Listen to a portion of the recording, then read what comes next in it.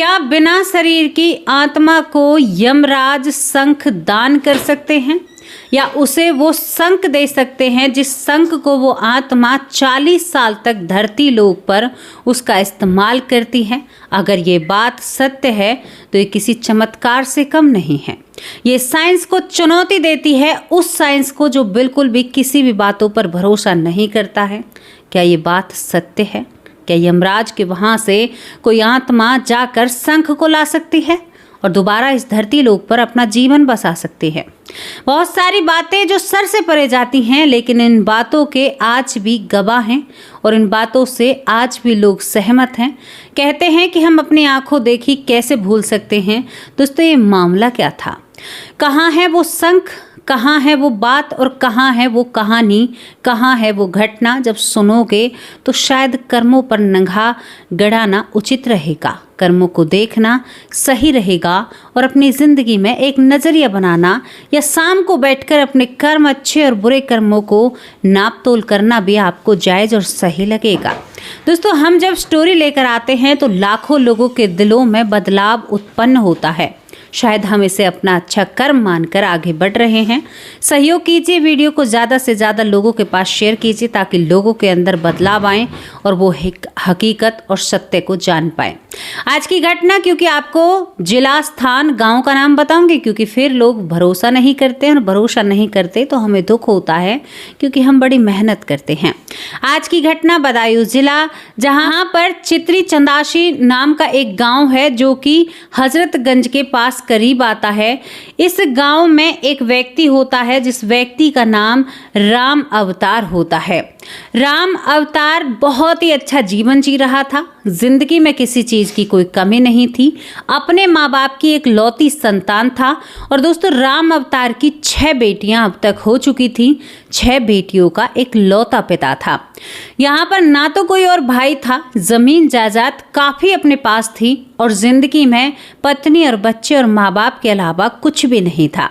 वो सबसे पहला धर्म अपने माँ बाप की सेवा, दूसरा धर्म अपने बच्चों की पालन पोषण और तीसरा धर्म अपनी पत्नी की बातों को सुनना और उनकी बातों पर अमल करना, उसकी ज़रूरतों की पूर्ति करना। इसी तरह से राम अवतार अपना जीवन जी रहे थे। यहाँ पर इस गांव में रहते हुए इससे लोग कहा करते थे कि भाई, क्योंकि ये बेटी पर बेटी पैदा हो रही थी। क्यों हो रही थी? क्योंकि पुरानी बात, आज से करीबन 45 से 46 साल पहली बात आपको बता रही हूँ। तो ये बार बार संतान को क्यों जन्म दे रहा था? क्योंकि इसे बेटे की चाह थी और सबकी निगाह में कि भाई एक लौता घर का है और कोई है नहीं और ज़मीन जायदाद अच्छी खासी है तो एक बेटा तो चाहिए, कुल में वारिस तो चाहिए, पुरुष प्रधान देश में जो रहते हैं। दोस्तों, 6 बेटियों ने जन्म ले लिया था। जिंदगी में एक बात थी कि लड़का हो जाए तो बेहतर है। लोगों की बातों का शायद ज़्यादा अमल नहीं करते हैं। धीरे धीरे वक्त बीतता है। एक दिन राम अवतार जो होते हैं वो खेतों पर चारा लेने के लिए जाते हैं, क्योंकि पशु भी पालते हैं, बच्चों का भी ध्यान रखते हैं, ज़्यादा पढ़े लिखे हैं नहीं। दोस्तों, वो चारा लेकर जैसे ही घर आते हैं और जैसे ही उस भरोटे को या उस चारे के गट्ठे को नीचे डालते हैं, वैसे ही वो पीछे की तरफ गिर जाते हैं। जब वो पीछे की तरफ गिरते हैं तो राम अवतार के जो पिता होते हैं वो भागकर बेटे के पास आते हैं। बेटे को क्या हुआ है? अरे, इसको कुछ हो गया तो हमारा क्या होगा? लेकिन जैसे ही राम अवतार को टटोरा जाता है या उसे स्पर्श किया जाता है तो राम अवतार के अंदर कुछ भी नहीं था। राम अवतार को एक वैद्य जी को दिखाया जाता है, एक डॉक्टर को दिखाया जाता है, लेकिन उन्हें बड़ी निराशाजनक वहाँ से कहते हैं कि सामना करना पड़ता है। उनसे कहा जाता है कि इसके अंदर प्राण नहीं है, ये जीवित नहीं है। दोस्तों, यहाँ पर शोर मच जाता है, चीख पुकार करके महिला रोने लगती हैं। राम अवतार, जिसकी सबसे छोटी बेटी महज अभी 4 महीने की थी, उसका पिता या उसके पिता का साया उसके सर से उठ चुका था। घर में ऐसा माहौल, लेकिन अब जब डॉक्टरों ने जवाब दे दिया अब तो भैया अंतिम संस्कार करना था। दिन का वक्त होता है। राम अवतार की अर्थी सजाई जाती है। पत्नी माथे पर हाथ मार कर रो रही है। कभी बेहोश हो जाती है तो कभी होश में हो जाती है। अरे भगवान, मैं कैसे जीऊंगी? कैसे 6 कन्याओं का पालन पोषण करूंगी? सास कहती है कि बेटी, हम तो हैं, तो चिंता मत कर, तेरा और तेरी बेटियों का ख्याल रखेंगे क्योंकि ये हमारी भी पोती हैं। लेकिन एक पत्नी की पुकार, कैसे दिन कटेंगे? ये पहाड़ जैसा जीवन मैं कैसे इस जीवन को काटूंगी।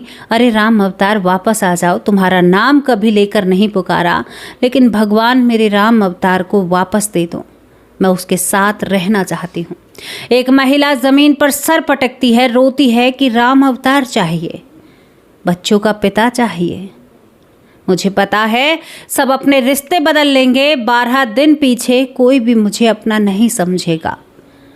मैं भगवान तुम्हारे हाथ जोड़ती हूँ, मेरे पति को मुझे वापस दे दो। लेकिन अर्थी सज चुकी थी। राम अवतार को नहलाया जाता है।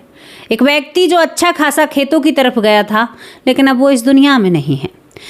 अर्थी पर लेटाया जाता है, उसे ले जाते हैं कंधों पर। राम नाम सत्य है और सत्य ही तो अटल है। ये शब्द गूंजते हैं।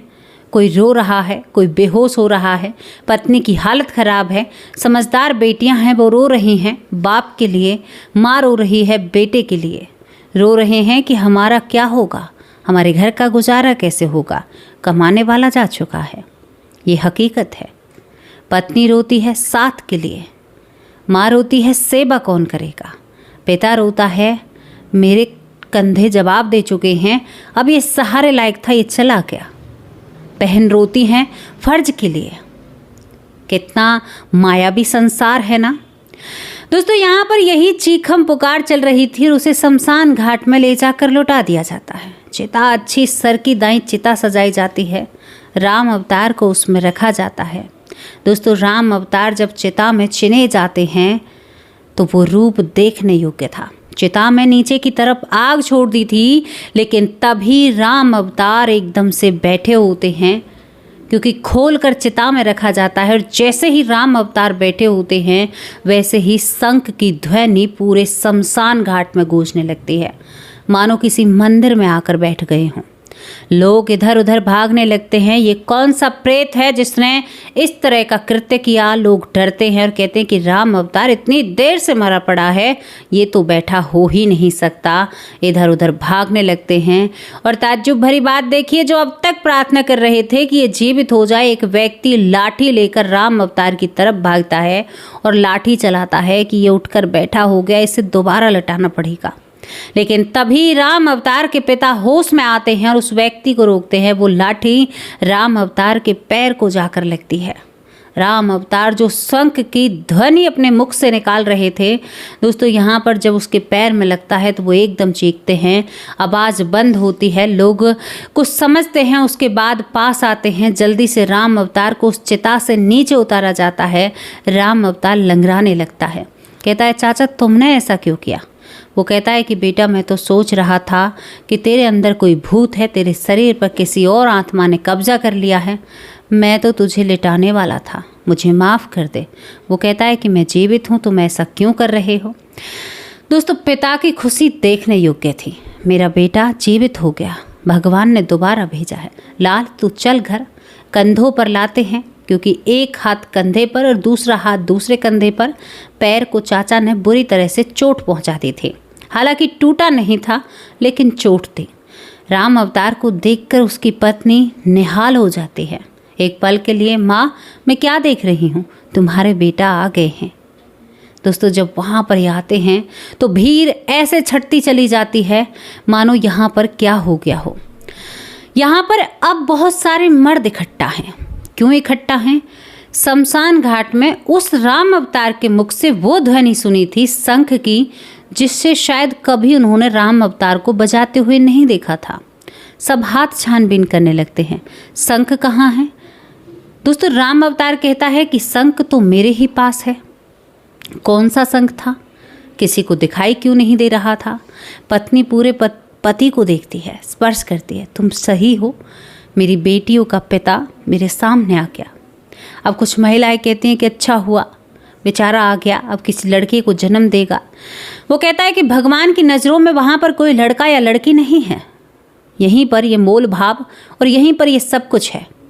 वहाँ पर तो यही नहीं होता कि कौन आत्मा लड़की है और कौन आत्मा लड़का है, केवल कर्मों का फेरा है, जो कर्म के आधार पर आपको लड़की या लड़के का जन्म मिलता है। दोस्तों मामला था शंख कहाँ पर था, ये शंख कहाँ था, क्या था। यहाँ पर राम अवतार को बिठाया जाता है। राम अवतार जब सब लोग फोर्स करते हैं, दबाव डालते हैं, भाई शंख को कहाँ फेंक कर आए हो। राम अवतार सभी को शांत करने के लिए दोबारा अपने मुख से ध्वनि निकालते हैं और बिल्कुल मानो ऐसे शंख बज रहा हो, जैसे भागवत होती है या कथा कराते हैं सत्यनारायण की, जब वो शंख नहीं बजता है, इस तरह से राम अवतार। और ये बात क्यों आश्चर्यजनक लग रही थी, उससे पहले 6 बेटियों का बाप इसी गांव में रहता था, आज तक उसने ऐसे शंख की ध्वनि अपने मुख से नहीं निकाली थी। क्या वो शंख उसके पास अदृश्य था, यानी बिना दिखने वाला था? ये मामला क्या था? राम अवतार से पूछा जाता है तो वो कहता है कि देखो, मेरा अभी नंबर नहीं है, यानी हमारे मोहल्ले में जो दूसरे राम अवतार चाचा हैं उन्हें जाना होगा। वही राम अवतार चाचा जो लाठी लेकर भागे थे और उसे मारना चाहते थे कि भाई ये आत्मा बैठी हो गई, उसका नाम भी राम अवतार होता है। वो रिश्ते में चाचा लगते हैं, कहते हैं चाचा बुरा मत मानना, लेकिन मैं गया था, मैं वापस आ गया हूँ क्योंकि मेरी बारी नहीं है, हम दोनों का नाम एक जैसा है, आपको जाना होगा। चाचा मुस्कुराता है कि ऐसा कहीं हुआ है क्या, तुम कोई परमात्मा हो?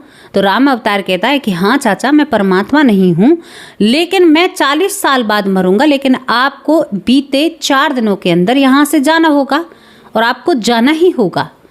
आपकी वहाँ पर ज़रूरत है, आपका वहाँ पर यानी कोई पर्चा खुल चुका है या आपके नाम की कोई पर्ची बन चुकी है, इस तरह की वो बातें करता है।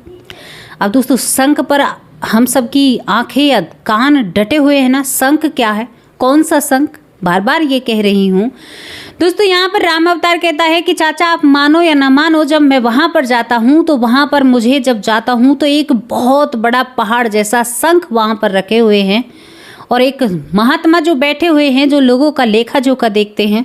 मेरी बारी जब आती है तो मुझसे कहा जाता है कि इसकी बारी नहीं है, इसे तो जल्दी ज़मीन पर भेजो, यानी मृत्यु लोक पर भेजो। अरे इसका शरीर तो खंडन होने वाला है। एक व्यक्ति कहता है अरे अग्नि छोड़ दी गई है, अरे ये तो और थोड़ा लेट हो जाएगा। वहीं से मुझसे वो कहते हैं कि जाओ, तो मेरा वहाँ से आने का मन नहीं करता है, इतनी खूबसूरत जगह है। कुछ लोग अलग ही अनुभव बताते हैं, शायद वो नर्क लोग से रूबरू होते हैं। राम अवतार कहते हैं कि चाचा मेरा आने का मन नहीं था, बाबा मेरा बिल्कुल भी आने का मन नहीं था, लेकिन उन्होंने कहा कि नहीं तुम यहाँ पर नहीं रह सकते, चाहे तो राजी से जाओ वरना हम तुम्हें फेंक देंगे। वो कहता है कि नहीं मैं नहीं जाऊँगा।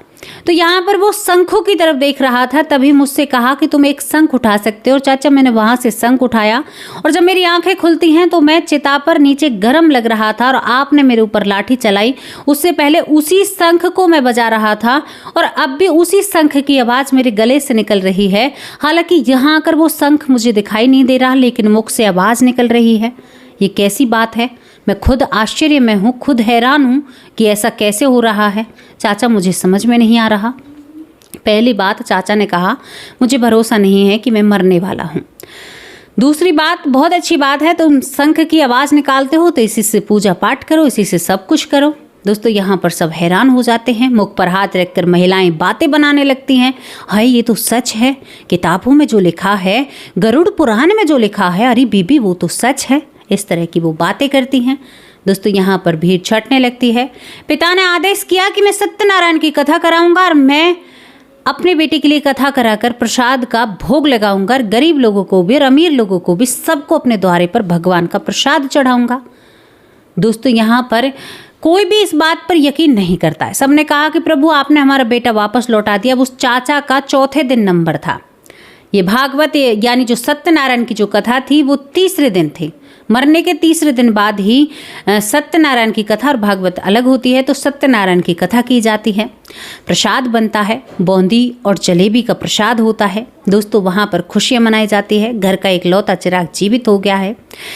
प्रसाद बंटता है। दोस्तों यहाँ पर जो दूसरा राम अवतार चाचा होता है, जो लाठी चलाता है, वो इस प्रसाद को पाकर अपने घर जाता है और वो सीधा यानी सो जाता है।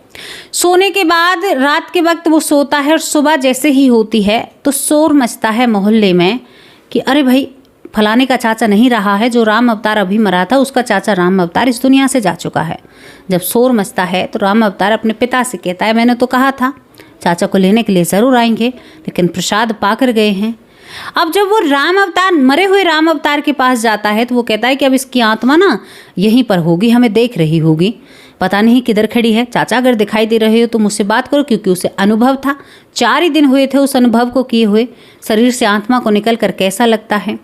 फिर अपने पिता से कहता है कि बाबा ये तो ऊपर गए होंगे, इनसे बातचीत चल रही होंगी, इनके कर्मों का लेखा जोखा लिखा जा रहा होगा, इसे बताया जा रहा होगा कि क्या तुमने किया है। उसने सभी रोते हुए लोगों को मौन कर दिया था और सोचने पर मजबूर कर दिया था।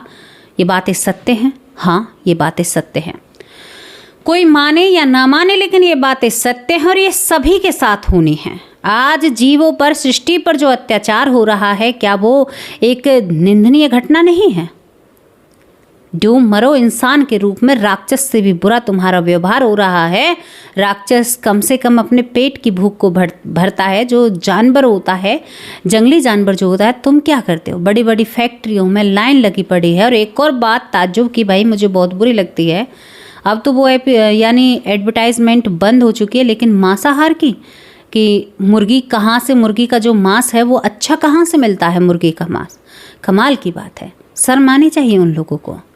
इस देश में ये चीज़ें बिल्कुल भी शोभा नहीं देती, क्योंकि आज भी इस देश में शाकाहारी लोग रहते हैं, शाकाहार को पसंद करते हैं। तो निंदा करती हूँ इस बात की, कड़े शब्दों में निंदा करती हूँ, क्योंकि हमारी भावनाओं को ठेस पहुँचाया जा रहा है।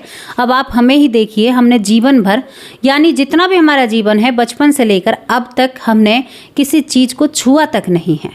खाने की तो बहुत दूर की बात है, फिर हमें दुख नहीं होगा? देखकर मन विचलित हो जाता है। दोस्तों यहाँ पर ये सारी बातें होती हैं, उसके बाद चाचा का अंतिम संस्कार किया जाता है, लेकिन चाची अंत समय तक इंतजार करती है, क्या पता बेटे की तरह ये भी वापस आ जाए, लेकिन वो वापस नहीं आता है। अंतिम संस्कार होता है, उसके बाद राम यानी राम अवतार जो होते हैं वो बार बार जब भी कहीं बैठते हैं, सुबह सांझ उसी मुख के या उसी कंठ के शंख का इस्तेमाल करते हैं। यानी वो शंख तो उसके हाथ में नहीं होता है, लेकिन वे शंख जैसी ध्वनि निकालते हैं और सभी के कान तृप्त हो जाते हैं इस ध्वनि को सुनकर। सभी को उनके मुख से निकली हुई, उसके कंठ से निकली हुई शंख की ध्वनि बहुत अच्छी लगती है। वो कहते हैं कि राम अवतार तुम सुबह सुबह मंदिर जाकर इसी ध्वनि को निकाला करो, बहुत अच्छी है यार, दिल को सुकून और कानों को चैन देती है और एक बहुत बड़ी पीड़ा से मुक्ति देती है। शंख क्यों सुनाया जाता है? आपके दिमाग की नसों तक उसका प्रभाव होता है। कभी शंख बजते हुए आप सोचना, मन में बहुत अच्छे विचार आते हैं, मन प्रसन्न हो उठता है, सब चीज़ को भूल जाता है जब शंख बजता है। मानो आज हम इसी भक्ति के हों और इसी में डूब गए हों, कोई भी विचार नहीं आता है। शंख बजते ही दिमाग की नसें तेज हो जाती हैं, हम एक अनंत सुख का यानी प्रभाव महसूस करते हैं। बताओ आपके साथ हुआ है या नहीं हुआ? मेरे साथ होता है। मुझे शंख की ध्वनि बहुत अच्छी लगती है। ये घटना वो घटना थी दोस्तों, यहाँ पर 40 साल बाद, अभी 2 साल पहले इस राम यानी जो राम अवतार है इसकी मृत्यु हुई। जो शब्द इसने लिखवा कर रखे थे, जो वक्त लिखवा कर रखा था, अंत समय तक भी मुख से कंठ से शंख बजाना, पूजा पाठ करना, और इसके बाद इसको 2 बेटे होते हैं। 2 बेटे होने के बाद भी ये कहता है कि ना तो बेटे मायने रखते हैं ना बेटियां, सब अपने कर्मों का फल भोगने के लिए आए हैं, अपने कर्म बनाने के लिए आए हैं। ये तो संजोग है, हमारा कोई एक दूसरे के ऊपर आभार है जो हम एक दूसरे के नाते रिश्तेदार और सगे संबंधी बने हैं। ये बात राम अवतार जी के मुख से होती हैं। अभी 2 साल पहले उनकी मृत्यु हुई है, उनकी पत्नी आज भी जीवित हैं। वो कहती हैं कि ये सब कुछ हमने देखा है और जाना है, ये सब कुछ हमें मालूम है। तो दोस्तों ऐसी ऐसी घटनाएं हमारे आसपास हो जाती हैं जिन पर शायद हम सोच कर भी यकीन नहीं करते हैं, लेकिन यकीन करना होगा। जीवों से प्यार करना सीखो, गौ माता का सम्मान करिए। यहाँ पर कोई भी जीव है उस पर रहम करिए। तुम इंसान हो, इंसान बने हो, तुम में इतनी क्षमता है, तुम कहीं से भी खा कमा सकते हो। एक जानवर जो प्रकृति को संतुलित करने के लिए बना है। मैं अभी एक वीडियो देख रही थी फेसबुक पर, विदेशों में देसी गाय या वैसी गाय लाइन लगी हुई है। अब यहाँ पर एक मैटर जो मैं उठाना चाहती हूँ, अंत तक वीडियो को देखा कीजिए।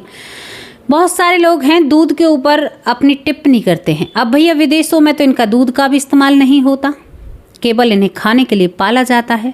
बहुत सारे बड़े बड़े सांड या जो गाय नस्ल के सांड होते हैं उन्हें केवल खाने के लिए पाला जाता है। अब वहाँ पर करो ना अपनी जो सारी चीज़ें हैं, क्योंकि एक मैं आपसे सीधा सीधा कह रही हूँ, एक हिंदू इस दूध को पीता है या दही को खाता है वो भी तुम निकालना चाहते हो इनके मुंह से। फिर ये इसी देश में खाने के लिए पाले जाएंगे, फिर इन्हें कोई ज़्यादा टाइम तक अपने पास नहीं रखेगा, क्योंकि भैया भोजन है। मुर्गी दूध देती है क्या? मुर्गी को दूध के लिए नहीं पाला जाता, मुर्गा पैदा करने के लिए पाला जाता है, अंडे देने के लिए पाला जाता है, और उसके बड़े बड़े फार्म होने लग गए, वरना पहले कहाँ थे बताइए आप। ये बात सोचने योग्य है। लोग बिना सोचे जब बातों को फेंकते हैं ना इधर उधर। अब आप बताइए, सांड दूध देता है, उसको पाला जाता है। विदेशों में जाकर देखिए आप, पाकिस्तान में जाकर देखिए, बहुत नंदी, बड़े बड़े नंदियों को पाला जाता है। दूध से कोई मतलब नहीं है भैया उनका उनके वजन से मतलब है। आप विदेशों में चले जाइए, बहुत अच्छी अच्छी जो गऊ होती हैं उन्हें बच्चा पैदा करने के लिए नहीं, दूध के लिए नहीं पाला गया है। बड़ी बड़ी फैक्ट्रियां हैं, वो जब 2 साल की हो जाती हैं तो वो पैक हो जाती हैं, और पैक होकर विदेशों में उनकी सप्लाई होती है। वहाँ के लोग भी रोज़मर्रा में उसके मांसाहार करते हैं। तो इस दिमाग से इस भ्रम को निकालिए कि दूध की वजह से आप बुरा कर रहे हो। बहुत सारे लोग कहते हैं इस बात को। अरे विदेशों में जाकर देखो क्या गति है जानवरों की। यहाँ पर तो सब जिसका मन करे वो अपने मुंह से बात करता है, और मुंह से बात फेंक कर बस अपने जीवन में लग जाता है। दूध के ऊपर टिप्पणी कर दी। इस देश की पहचान दूध है, इस देश का रूप दूध है, इस देश का घी, माखन, पहचान सब दूध है। कि भाई कृष्ण के ज़माने में कि गाय को इस तरह से किया जाता था, दूध तो तब भी पीता था, दूध तो लोग उस वक्त भी सेवन करते थे। पता नहीं क्या हुआ है आज लोगों को। तो दोस्तों यहाँ पर इतना ही कहना चाहूँगी कि दूध एक ज़रिया नहीं है इन्हें दुख पहुँचाने का, ज़रिया है पेट की, जो पेट में खा रहे हैं स्वाद के लिए। अगर इस बात पर यकीन ना हो तो भैया विदेशों में घूम कर निकलो और उन फैक्ट्रियों को देखो जहाँ पर एक काम धड़ल्ले से होता है, और उनके वहाँ पर जायज़ है ये सारी चीज़ें, यहाँ पर भी जायज़ है, सब कुछ जायज़ है। तो ये स्टोरी आपको कैसी लगी अपनी राय कमेंट बॉक्स में लिखकर ज़रूर भेजना। आज कुछ ज़्यादा ही हमने आप लोगों से कह दिया, अगर किसी को बुरा लगे तो उसके लिए माफ़ी चाहती हूँ। कल हाजिर होंगे एक सच्ची अच्छी स्टोरी के साथ, तब तक के लिए नमस्कार, जय हिंद, जय